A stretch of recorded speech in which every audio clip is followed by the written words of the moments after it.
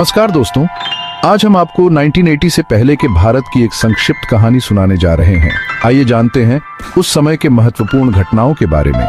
ये वो दौर था जब हमारा देश अपनी आजादी के बाद नए सिरे से खुद को स्थापित कर रहा था। एक तरफ जहां विकास की नींव रखी जा रही थी, वहीं दूसरी तरफ देश को कई चुनौतियों का सामना भी करना पड़ रहा था।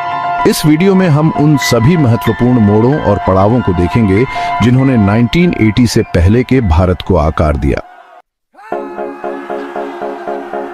15 अगस्त 1947 एक ऐतिहासिक दिन जब भारत ने ब्रिटिश शासन की बेड़ियों को तोड़कर अपनी आजादी का झंडा फहराया।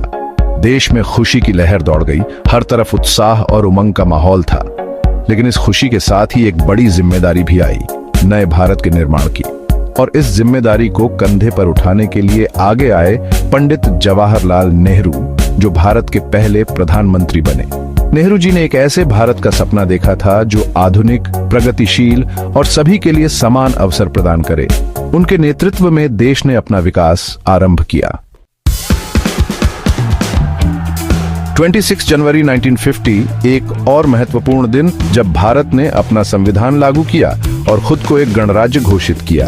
यह संविधान, जो दुनिया का सबसे बड़ा लिखित संविधान है, देश के हर नागरिक को समानता, स्वतंत्रता और बंधुत्व का अधिकार देता है। इसके साथ ही भारत एक लोकतांत्रिक देश बना, जहां जनता को अपने प्रतिनिधि चुनने का अधिकार मिला। यह नए भारत की नींव का एक महत्वपूर्ण पत्थर था। आजादी के बाद के ये शुरुआती दशक नए भारत के लिए कई मायनों में महत्वपूर्ण थे। देश को अपने पैरों पर खड़ा होना था, गरीबी, अशिक्षा और सामाजिक कुरीतियों से लड़ना था। ऐसे में सरकार ने पंचवर्षीय योजनाओं की शुरुआत की, जिसका उद्देश्य था देश का सर्वांगीण विकास। कृषि और औद्योगिक क्षेत्रों को प्रोत्साहन दिया गया।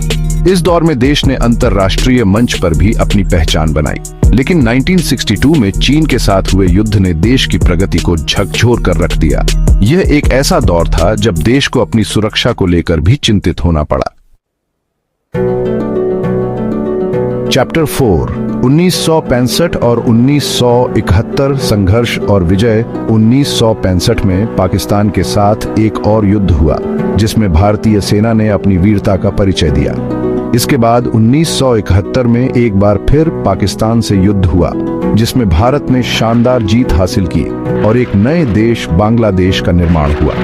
यह युद्ध न केवल भारत की सैन्य शक्ति का प्रदर्शन था, बल्कि मानवता की जीत भी थी। चैप्टर 5 आपातकाल।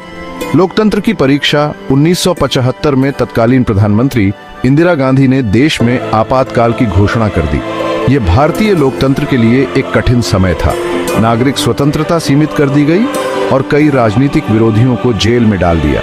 हालांकि आपातकाल को लेकर विवाद आज भी बना हुआ है, लेकिन यह भारतीय इतिहास का एक ऐसा अध्याय है जिसे भुलाया नहीं जा सकता। 1977 में आपातकाल हटाए जाने के बाद हुए चुनावों में जनता पार्टी की सरकार बनी। यह भारतीय लोकतंत्र की मजबूती का प्रतीक था कि जनता के पास शांतिपूर्ण तरीके से सरकार बदलने की ताकत है। चैप्टर 6 1980 की दहलीज पर 1977 के चुनावों के बाद हालांकि जनता पार्टी की सरकार बनी, लेकिन यह सरकार ज्यादा दिन नहीं चल सकी। 1980 में हुए चुनावों में इंदिरा गांधी एक बार फिर सत्ता में वापस आईं। यह दौर भारत के लिए कई मायनों में महत्वपूर्ण था। देश में सामाजिक और आर्थिक बदलाव हो रहे थे। विज्ञान, टेक्नोलॉजी और फिल्म इंडस्ट्री में भी भारत आगे बढ़ रहा था। उत्तरो यात्रा जारी है। तो दोस्तों, यह थी 1980 से पहले के भारत की एक संक्षिप्त कहानी। एक ऐसे भारत की कहानी जो अपनी आजादी के बाद नए सिरे से खुद को स्थापित कर रहा था। एक ऐसे भारत की कहानी जो अपनी गौरवशाली विरासत को सांथी लिए भविष्य की ओर बढ़ रहा था। यह कहानी उन सभी लोगों को समर्पित है जिन्होंने इस देश को बनाने में अपना योगदान दिया। अगर आपको यह वीडियो पसंद आया हो तो लाइक और सब्सक्राइब करना न भूलें। धन्यवाद।